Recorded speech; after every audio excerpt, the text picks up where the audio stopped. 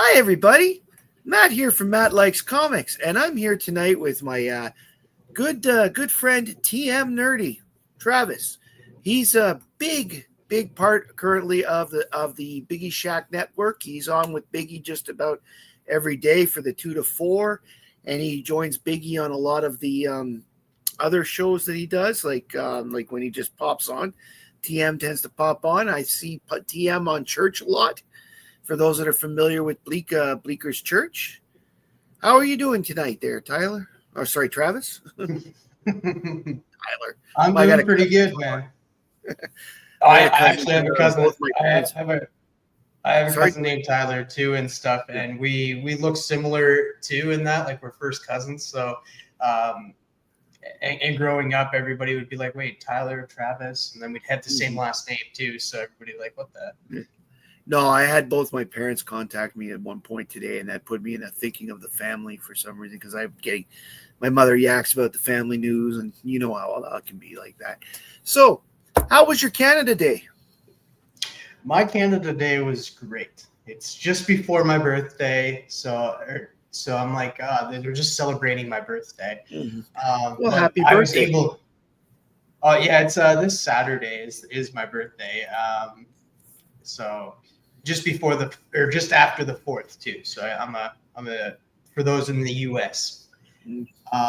And for my Canada Day, I had it pretty easy. I just relaxed most of the day, hung out with some people, and then was able to watch fireworks off of my balcony. And that I was able to see. This is the first time that I'm in this place, right? During Canada Day, so I was able to see if I could see them, and I was. I enjoyed it. That's great.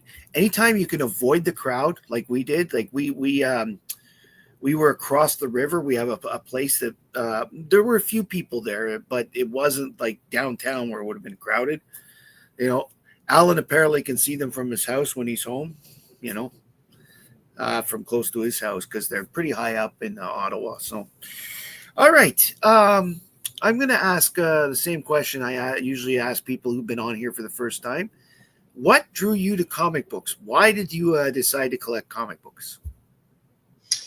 I would have to say cartoons. Definitely cartoons. Cartoons was my introduction to anything superhero, whether it be that very, very old Superman cartoon. I remember watching that when I was young with the robots. The robots had the I have them all on my computer. I've downloaded them all. And that was such a great one. I ended up watching that, watched Superman Adventures, Batman, the animated series. Mm-hmm. Then of course, Batman Beyond, Justice League Unlimited, Teen Titans. Teen Titans was probably one of my favorites growing up. I was just like, I think I was like 9 or 10 when that came out, and I just fell in love with it. A bunch of young adolescent kids who were sidekicks. I don't know why I was always drawn to the sidekicks. Maybe because I was a kid myself and been like, oh, I can be a sidekick. I can be one of these people. I can be Robin. Yeah. I guess I could pretend to change into animals like Beast Boy and stuff like that. So it was just a very, very cool show. Wasn't a fan of the Teen Titans Go, but yeah, it's mostly my animation really drew me in. Yeah. I actually took my son, one of the first movies I took my son to was the Teen Titans Go movie. And he loved it. He was like, oh, of course, he was a lot younger then. So, but he was really into that for about 2 years or so. That him and my daughter were just going crazy watching that one. I don't know how many times I heard the Meatball song, but it's enough that I know it. I'm good. Well, no, that's good. That's good to know. So before we get too much further, let's say hi to those that have shown up tonight. Let's big hand for Robbie Josephs. Welcome to the show. And we've got Andreas K. Munin. Good evening, Andreas. John Harrison is here. Hi, John. Up and Adam is here. Very cool. It's good to see you, Adam. Jeffrey Darcy's here. Hello. And Chonko, Comics and Nerd Culture. That song will never be out of my head for the rest of my life. I'm telling you right now. I love his intro. His intro. It makes me think of I don't know if you've ever watched it, but Viva La Bam. I like whenever he's just like, let's start the show. I don't know why. It just gives me that Viva La Bam type of CKY. Yes, it does. Kind of You know what? I find that it makes me a little excited to watch what he's doing because the song gets the blood pumping a little bit, and you're similar to watching. I don't know if you've seen Bleak's music videos. I like really watching Bleak with his little cover songs. They're a lot of fun. If you're not watching them, people, you should be. Bleak has got a voice for rock and roll, and I think that everybody should be giving them a listen. All right, back to the task at hand, TM. Can you tell us what are your favorite comics and how did you get into them? Like those characters.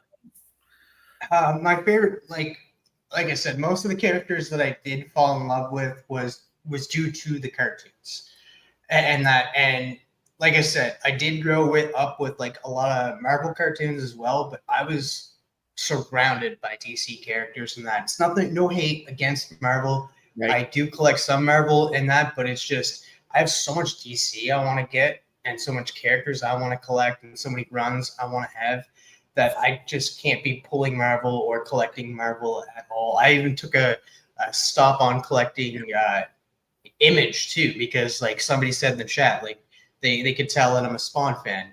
I do collect Spawn comics, but I did put a hold on picking up any of those as well, so I could focus on picking up keys that I want of certain characters and fill out runs. Because like one of the runs, I could show some of these comics here.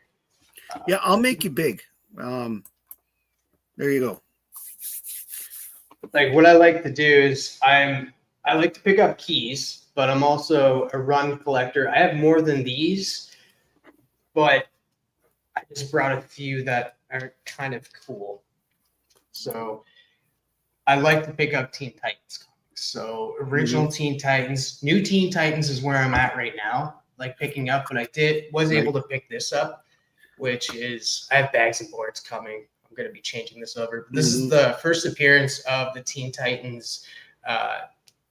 Yeah, I just picked this one up recently too. But that's Titans West, right? That's the first one from the 70s? Yeah. Teen Titans West, which was funny because when I saw this and like saw that was the first appearance of the Teen Titans West, it was different because when I got introduced to the Teen Titans East, it was in the Teen Titans cartoon. Because like for the original team, it was Robin, Starfire, Raven, Cyborg, and Beast Boy. Then they met the Teen Titans East on the cartoon, and it was Bumblebee, right at the time Arsenal, and then there's a few other characters, and it was kind of cool. So I was able to pick this up. Excuse me, probably Mal Evans, the Guardian or whatever. I wonder if Lilith was one of them because Lilith was big in the 60s. Lilith was first. It was Tempest, and then they Tempest. Okay, I know Tempest. Yeah. Yeah, they ended up like Aqualad type of character. So, but like the new Teen Titans books I've been picking up are pretty freaking good. Like, got the issue number 3. That is the first. Yeah, that's the first appearance of the Fearsome Five, I believe. Yes. And it's the first appearance of the rest of them, not Dr. Light, but the rest of them. And then we got Teen Titans 17. Teen Titans. Another good one. I have both the books that you've shown. So. And then one of the biggest foes of the new Teen Titans, Brother Blood. First appearance. Brother Blood. Yes, I got that one too. That's I've got a good chunk of the new Teen Titans from that run as well. And then you can't have Starfire without Blackfire. That's right. That is true.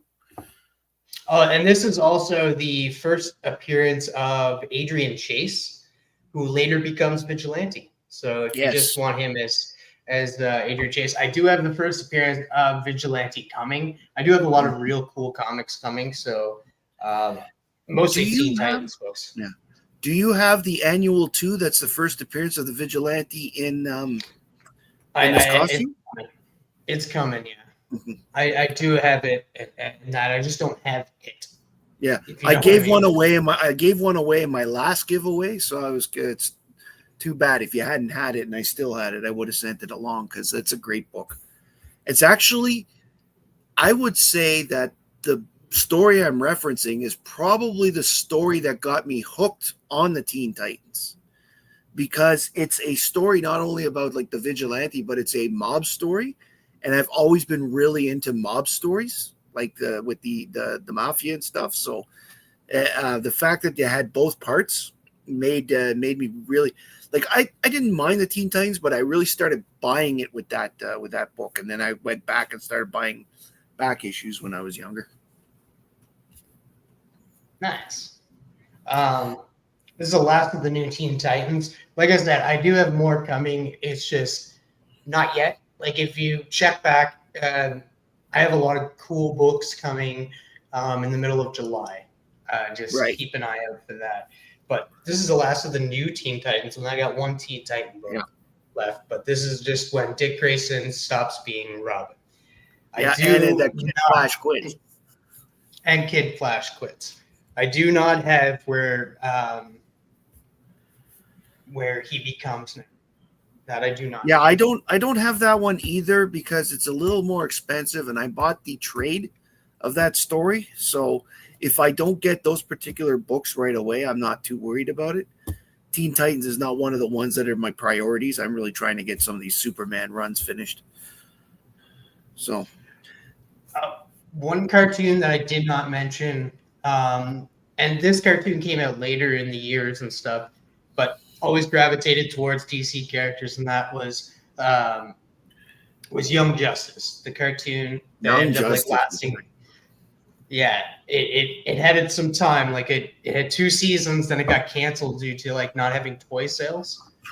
But right here is not her first appearance. Like I do have the first appearance, but it's not as good of cover as this one. This is the first cameo appearance of this character, and it's Miss Martian. I fell in love with Miss Martian. She's my Miss Martian. Yeah, and so this is the first cameo appearance of her, and this is just a sick cover with Red Devil. It is a very nice cover. That's actually on my want list because I like the cover so much. Also, I like the Miss Martian character when she showed up in the Supergirl TV show. So Sharon Leal played her on Supergirl, and her performance as Miss Martian made me like her even more. It was a lot of fun to watch. Hi, Celia. Good to see you. Yeah, I absolutely fell in love with that character due to the Young Justice TV show, like the cartoon and that, like how, and like I kind of fell in love with Connor as well in that show, like especially their relationship with each other and how their relationship started. It wasn't romantic; it was just them both kind of learning, like because he was a clone, she was just introduced to Earth for the first time in that, and seeing them grow together. It was a good story. If you guys have not seen Young Justice cartoon, definitely go do yourself a favor and go check it out. Yeah, I was very happy to see that Young Justice saved the character. I found that Superboy Connor Kent was terrible when he was. He was not one of my favorites when he was introduced in the Superman series as one of the Death of Superman characters, and they made him a little too. I found he was a little unlikable with the way he was like, "Hey, I'm hitting on every girl that moves," and da da da da da. You know, I'm glad they fleshed him out and made him into a better character with Young Justice. Yes. Now, you mentioned TV shows. I might as well show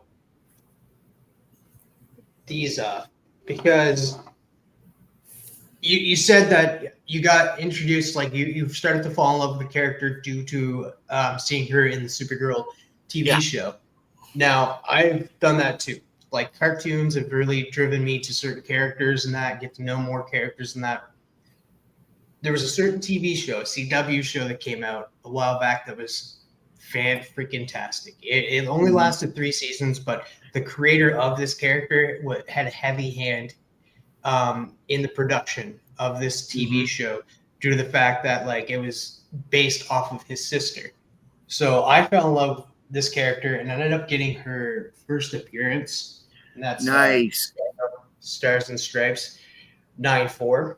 But if you know true collectors, you can't just get the first appearance. You need to get No. the first cameo appearance of that character, which is in this Yeah. one, Stars and Stripes, issue number 2. I had to get issue number 1 as well, just because it goes so well with this cover. Exactly. So All-Star Comics is great.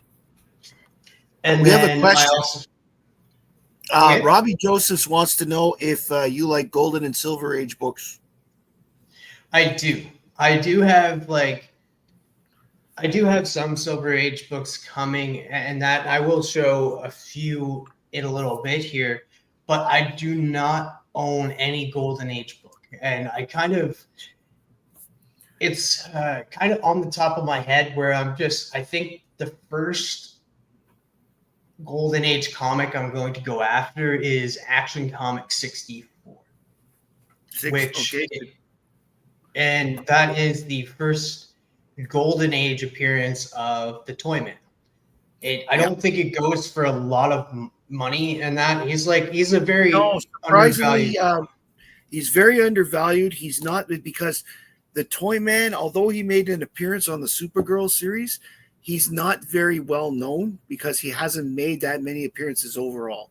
And the current version of him has him as a kid killing psycho. So he's not the same character as he once was. So I'm not surprised.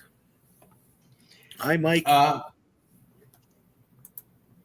Also, and that's the first cameo, that's the first Golden Age appearance. I am also after Superman 182, which is the first Silver Age appearance of Toyman, because you talk about Superman's Rogues Gallery, he is on the Rogues Gallery. Toyman has gone toe to toe with Superman just by using gadgets and stuff. And I always found that fascinating. You have certain characters. That's what always fascinated me about Lex. You have a guy that's literally just human, no powers whatsoever, and he's the biggest villain. The top foe to Superman is a human. So I always like those grounded characters that can really take out gods like Superman. So I've been kind of going back and trying to picking up some of the villains from Superman, because you never know who's going to pop up. Which makes me ask then, are you familiar? Did you watch Super Friends? Have you watched them? A little bit. Okay, there was a version of the Toyman who was not Winslow shot on that show, and it was the Toyman of the Bronze Age who started in Action Comics 432.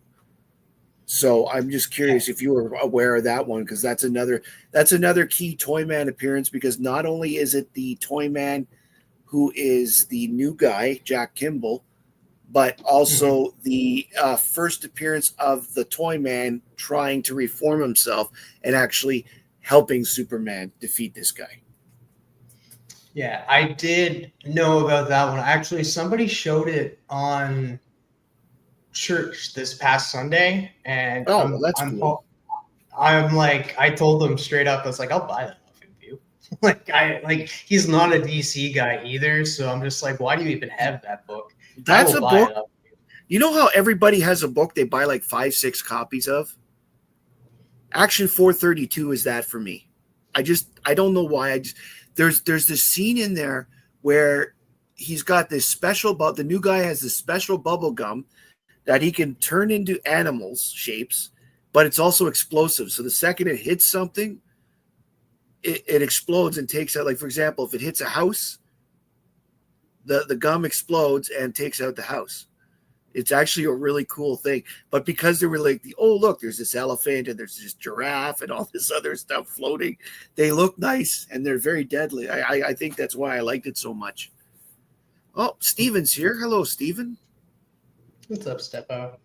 I just show this one last. So for the Stargirl stuff, this is as collectors most know, you need the first appearance, but you get that urge to get every appearance, the cameo and that, and then this one here is so this was the first appearance of Courtney Whit. So this is the one that everybody goes for because it's the first appearance of the character. But she's not Stargirl in this. She's the second Star Spangled Kid. Yes. It's not until this issue where she becomes Stargirl. She goes from the Star Spangled Kid to becoming Stargirl we know and love today by Jeff Johns. Yeah, and I love the cover with the Starman in the back. That is a great cover. I've always been a big fan of Starman. I have one of his. I have a collection of his stories. One of those, you know the hardcovers. They call the archive editions. They call. Mm-hmm. I have one for Starman, and he was just great. I liked him very much. We have a question, and it's for both of us. The question is, if we could only have one comic, what would it be? I'm beginning to think for me it's Action 432, but it isn't. For me, it would be Adventure 351 because that's the first book I ever read. So. For me, I don't know. Like it's a tough one because like if it could be any comic, or any comic like in our possession, like the easiest question would be Action 1. But you know what? I fell in love with this character, and he's a pretty people don't give him credit where credit's due because he's a pretty tough character. He's a pretty strong character in the DC universe. And I would go with the Strange Adventures 180. Yes, First appearance of Buddy Baker. Animal Man. Yeah, Buddy Baker. I actually watched a video today, hi Lau, where they talked about Animal Man, about because it was in his it was in the group the Forgotten Heroes, which was in the mid 80s. You're probably familiar with it since Animal Man was a member. It was basically a team of heroes like Cave Carson and Dolphin and Animal Man, Congo Bill, a bunch of guys that they hadn't, a bunch of people they hadn't used in years, and they put them all together as a team, and they helped Superman fight Vandal Savage. And then they just said, this team showed up, and then it just disappeared. And they said this guy became this. Animal Man went to the Justice League, and such and such. But it's pretty cool. Hey, Biggie, welcome to the show. Good old Buddy Baker. Yeah. So what is it about Buddy Baker that you like? I know that you've professed a love of Animal Man before. We did that on book club. So I actually have the comic. So Buddy is a character that, like I said at the start,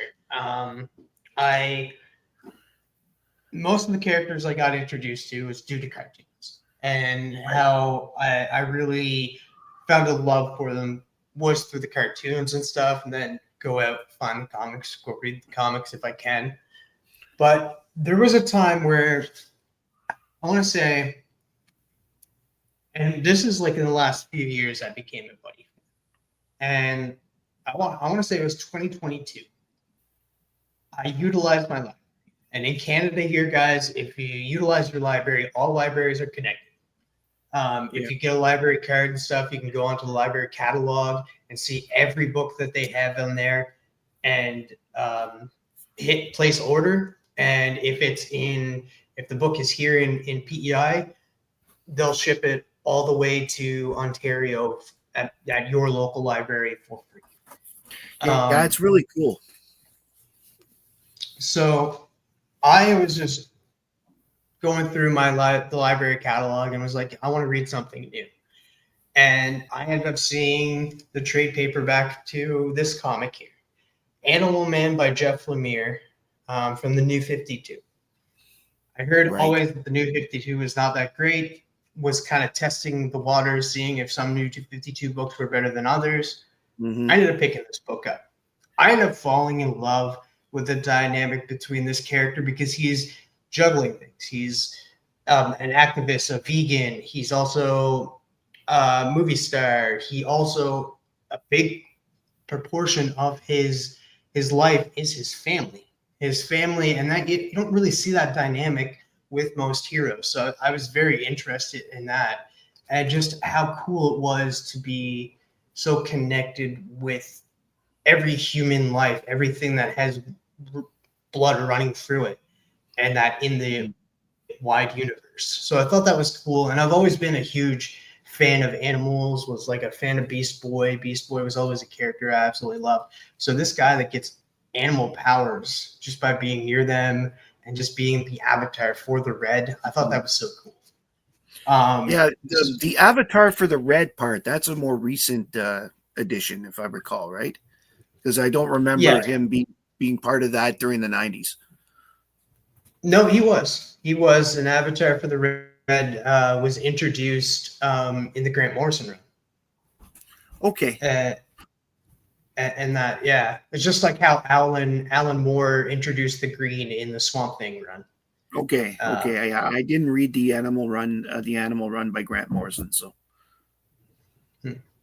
And like in this run, in issue number 1 of this is where the Rot, the black, is introduced. Okay, and yeah, well, the Rot I'm familiar with. The Rot was a and that was introduced in the yeah. It was a big villain in the Justice League Dark in the 952 for a bit. So the Rot was around. Well, Swamp Thing was part of the Dark. So awesome. Yeah, and then if you're reading the new Aquaman now, they introduced the blue. Yes, I am watching the new. I am reading the new Aquaman. Actually, I believe if I just put myself up here for a second here, I just happen to have the most recent issue, and I believe the blue is on the cover. The representation of the blue, that is. So, okay, so we've covered Animal Man. What else have you brought for us? So this is a little different. You talk about, I guess this is technically an anime, but I have been collecting this. It's a 12-issue run. It's something I don't think anybody is collecting, to be honest. There's probably somebody out there. But there was an anime back in the 90s, and it wasn't Pokemon. It kind of came after Pokemon. It's technically before Pokemon, but there was a show that I fell in love with, and of course, I was a huge Pokemon fan. But when this show came along, I fell in love with the characters. I fell in love with the side characters. I just fell in love with the world. And this is 12-issue mini. I actually have issue 10 and 9 coming to me as well. But I got to show my love to Digimon. This was my life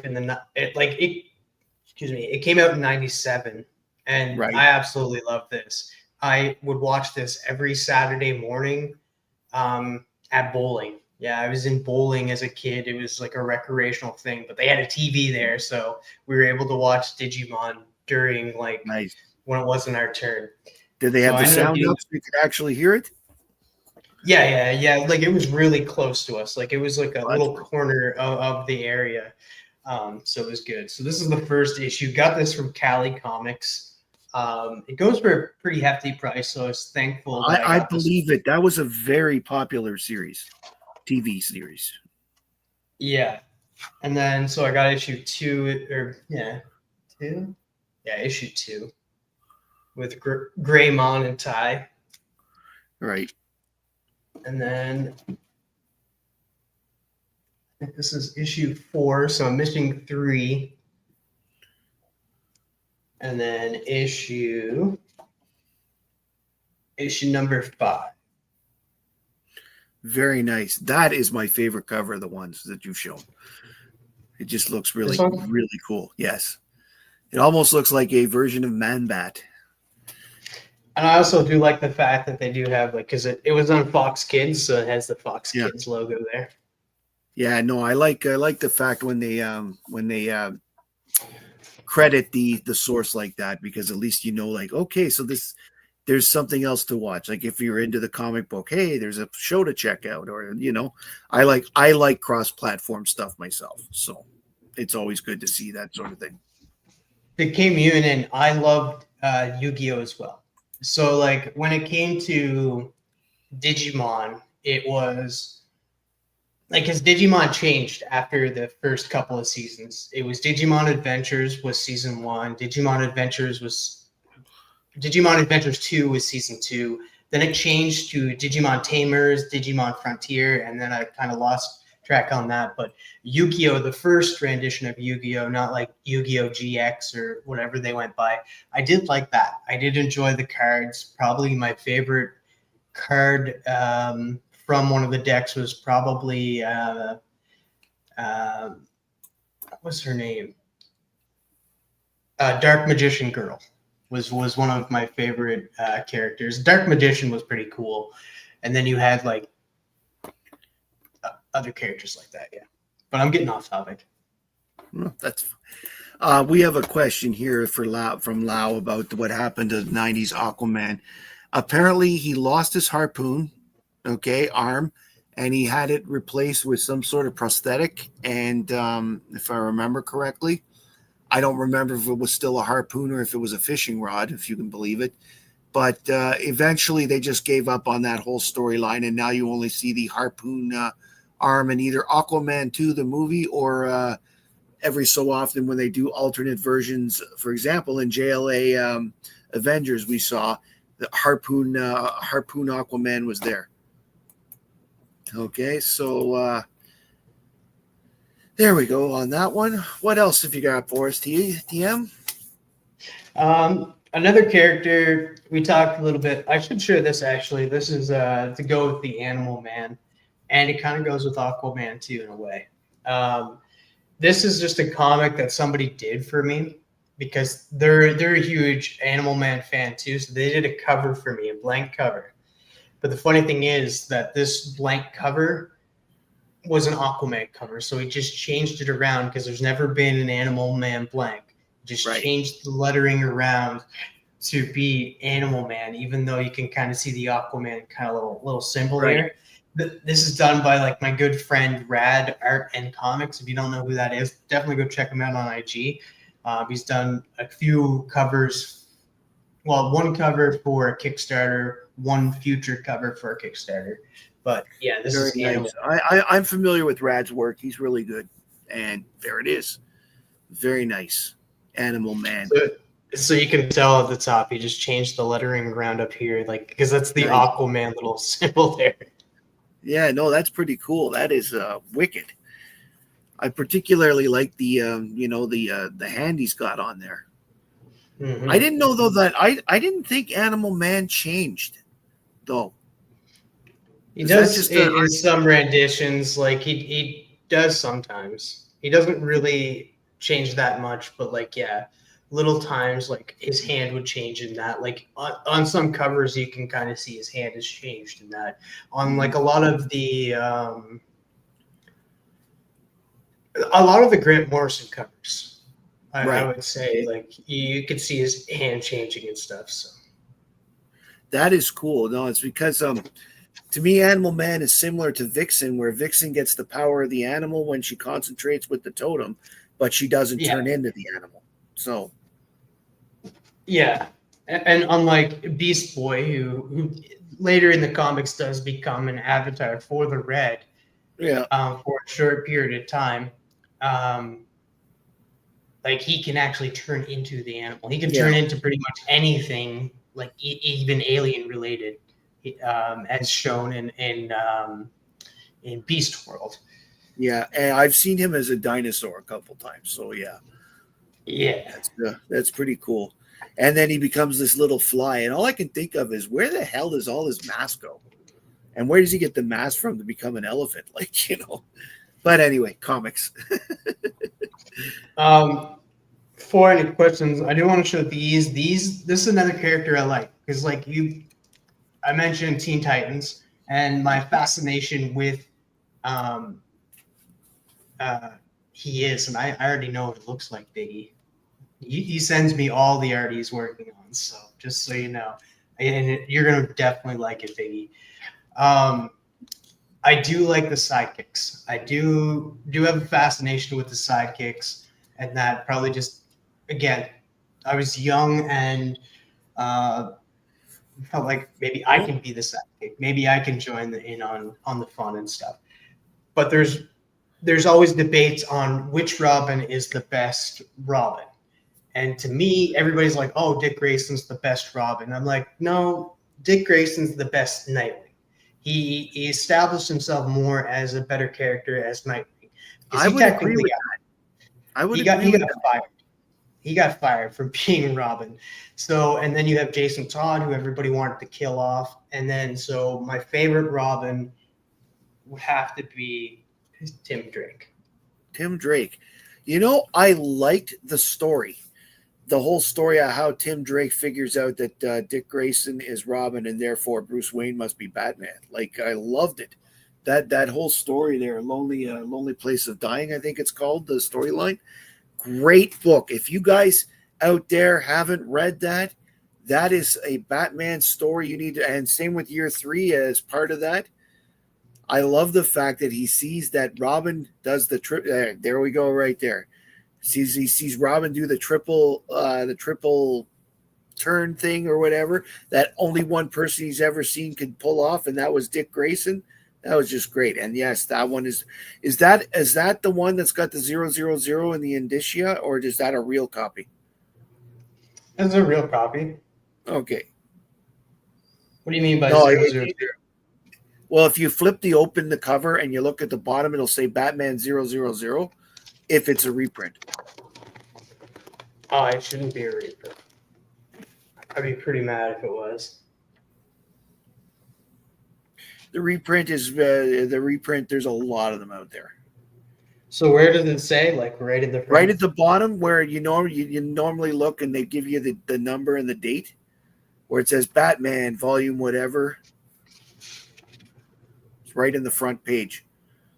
Usually on the splash page at that time. Yeah, right at the bottom there, underneath the credits, and it says, I can't see. Yes, the indicia adrift. I don't know how people pronounce it. I always pronounce it indicia because that's how it would be pronounced in Latin. But oh, it is. It's a reprint. Son of a bitch. Sorry about that. I mean, like it says Batman 000. Damn, I need to get a real copy then. Yeah, they're hard to find. That's why, and they're expensive. That's why most people have a reprint. I have the reprint as myself. Well, now I'm on the search for the real first appearance. I feel like I ruined it for you. I'm sorry. No. Now I know. I'll be on the lookout for that. A few other characters I love, and that like this character is also. I'm going to end up opening this package up. It's in a Polybag collector's edition, and that another character that I fell in love with just because of the cartoon. And this is the cartoon. It was on Fox for me. I think it was on Fox. It could have been on something else. I think it was on digital cable. Could have been on the WB network. And at the time, this show was airing, and then right after it was a Marvel show. So it was really cool to see. Like it wasn't at the time. It never really clued into me, but now I look back and I'm like, that's pretty cool. Like having a DC and a Marvel show on the same network. And the Marvel show was X-Men Evolution, which was a great cartoon as well. But I got Static. Oh, that's a great character. Now his name has changed, right? He's now Shock or something, or Static Shock. I think, I don't know. Yeah. Okay. Static but you Shock. know what? He is a great character. I remember reading one of the trades on that guy and thinking, oh man, I got to get some of these books, but I haven't really seen a lot of them. It's really cool that you have it, and you have it in the bag still. Yeah, I'm gonna probably take it out of the bag, but just claim it's the Canadian pronunciation. Yeah, when I've had problems indicia or whatever, the thing at the bottom of the page. That's what I'm going with.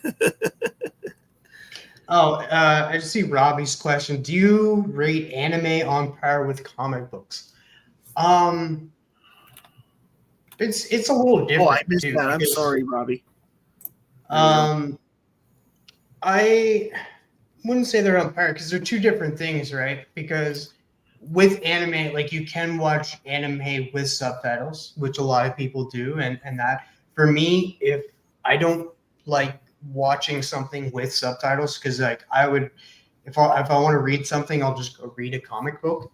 But I do watch quite a bit of anime. Like I didn't get into, like I mentioned, Digimon and YuGiOh were animes at the time. We just considered them cartoons back in the day. Not that I'm really that old and saying back in the day. But I also like Naruto, never really got into. One Piece, didn't really get into. I got into a show called Bleach, though, an anime called Bleach, which was fantastic. It's a long one, guys. Like buckle up. I think it's like 14 seasons, and now they're on like a new series and stuff, which has like 3 right now. So anime is like, it's like you're either at the front door whenever the anime comes out, or you're way far behind and don't want to go back and watch all of it, right? Right, But to say that they're on par, they're two different things. Because like I don't read manga. I don't read right. manga, and I would compare comic books and manga to be the same thing. So I would say comic books for reading, anime for watching and stuff. I did watch Chainsaw Man. Highly recommend Chainsaw Man and Solo Leveling. Great shows. Biggie Shack has a question. Why are you opening it? Opening what? I Oh, think he's that referring was to a comic. yes. No, um, I don't know. Just because they get it out of the poly bag, I guess. Kind of want to know the condition of it inside the bag. I have the Polybag. You know the Superman one that Biggie's been showing, number 30, with the sticker type things of Lobo and Superman on it that are on the Mhm. bag. When I bought it, it was actually, the bag was there, but it had already been opened. So I was like, oh well, I guess I can read it, you know.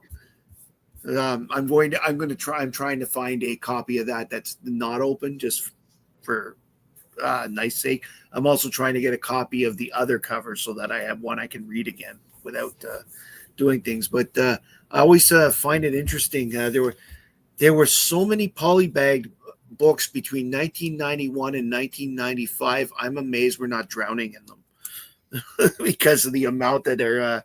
Some people, I mean, like, look at all those X-Force ones where nobody wanted to open them because of the card, Mhm. you know, and everybody's still trying to get the Deadpool one. So, Yeah, um, did many people get the Deadpool one? well, everybody that I know of that actively looked for one has gotten it, but some of them had to buy. The problem is you have to buy the copy, move the card around with opening the bag without wrecking the card or the comic. So it's quite a difficult achievement because, like, you could easily just, bend the comic and see if it's the cards there, but then you've just wrecked the value. So I mean, it's one of those things you got to be very, very careful about. Is there really any value to those comics? Well, I think the Deadpool card is the value of the X Force number one. Personally, I mean, the story of I forget the story. It's been so long since I've read it, but again, somebody gave me an open copy. I saw it in a. Now that's a cool note there, Jeffrey. He says one of his brothers did some voice acting on Die Guard and a few other anime. I Now, don't know if you're I've never watched that, but for me, I was like, that's why I watched dubbed rather than subtitles. right. Like I always watched the English dub is because I was always following, because Bleach, of course, was one of my favorites. I ended up wanting to know what other work the dubbed voice English actor did. And like I went down a rabbit hole of watching everything Johnny Young Bosch did. Mhm. And come to find out, Johnny Young Bosch, if you don't know who he is the second Black Power Ranger. He's this, like, whenever the first Black Power Ranger kind of stepped back, he was the Black Power Ranger that came in and took Mhm. over. So like most kids will know his face, but like yeah, Wolf's Rain, Dura Dura, those type of animes I've watched due to trying to follow him. Quick poll out there: how many people had a crush on the Pink Ranger? Well, at least it's 200. It's 100% here. Thank you very much, TM. I see we're hitting 45 minutes, so that's usually about when I wrap it up. I really appreciate the books you brought tonight. I really appreciate you coming on the show. Blacklight. Now, see, that's a good one. That's one I don't have that I really want. Not only is that a first appearance, but it's a first appearance in their cover, and it's a first appearance overall, and he's got his own book. Legends, that one I have. Alan pointed it out to me at a show when I picked it up. Nice. Here, I'm going to make this. So, unpopular opinion, there's been going around. This is the first appearance of Rick Flag Sr. Just saying. Yes. I agree. It is the first appearance. And then I just brought these two because these are, you talk about the big two characters, Superman and Batman, who are the two characters that really took them down, and like it was Bane, first appearance of Bane. Yeah. And then you have the first appearance of Doomsday. Oh, now that's a beautiful book. Like the 9/8. It's gorgeous. That is one of my favorite covers of all time. Unfortunately, it's just Doomsday on it in that sense. So if you don't know who it is, people are like, well, why do you like this cover? I mean, everybody knows who Doomsday is. One would hope everybody knows who Doomsday is by now. Just a couple of channel notes before we all head out. I have only been contacted by 2 of my 6 winners. When I come back from a vacation, if I don't hear from the other 4, we may have another giveaway on that thing. But I'm going to give the people I haven't heard from a chance to get a hold of me. They can IG me. The list is on my as a post on my channel page. They can IG me. They can even post on that post, or they can send me an email, which one person already has. I want a big thank you to TM for joining us tonight. Yeah, what I love most about TM that I've always liked since day one is he likes DC, but he likes the characters that not everybody else does, and thus makes it very interesting to see what books he's got to pull out with for example, the Animal Man. Thank you, Lau. If it's there, I will give it consideration. It might most likely will be out of my budget, and I'm still saving towards it. But I want to give him a quick. Unfortunately, I can only use the same one every time.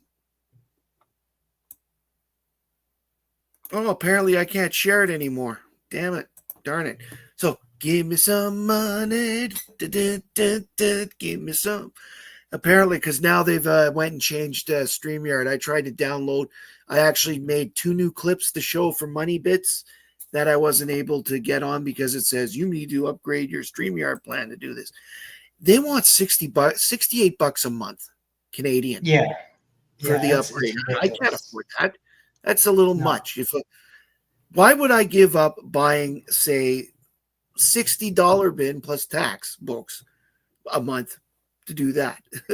I mean, yes, I'm going to eventually get the StreamYard upgrade when I get to 1,000 people, I think, because then it would be worth it to me a bit. But we're not there yet. So thank you, Lau. I really appreciate the super chat. I am heading to Montreal tomorrow morning. I'm going to be doing some filming at the show. There are 5 creators that I'm hoping to. Oh, thank you, Drift. Give me some money. Nice. Thank you very much for the super sticker. I am going. There are 5 people, including Jim Starlin, that I'm hoping to have a chance to interview. Definitely getting Jim Starlin to sign a few books, and I appreciate everybody coming out. There's not going to be a show next Tuesday because I'm on holidays and out of town. But when I return on July 15th, my guest will be Lady Fantastic, Carolyn, she's been here before. She has an amazing Marvel collection, so I get to learn for once. And I think that that's great. Everybody, thank you for coming tonight. I appreciate you. And if you're watching on the rewind, don't forget the CBC Awards. Vote for Biggie. Vote for Collecto6 and Alan on their channel. And vote for me if you would like. I'd appreciate it.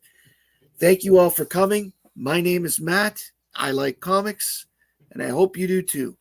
Good night, everybody.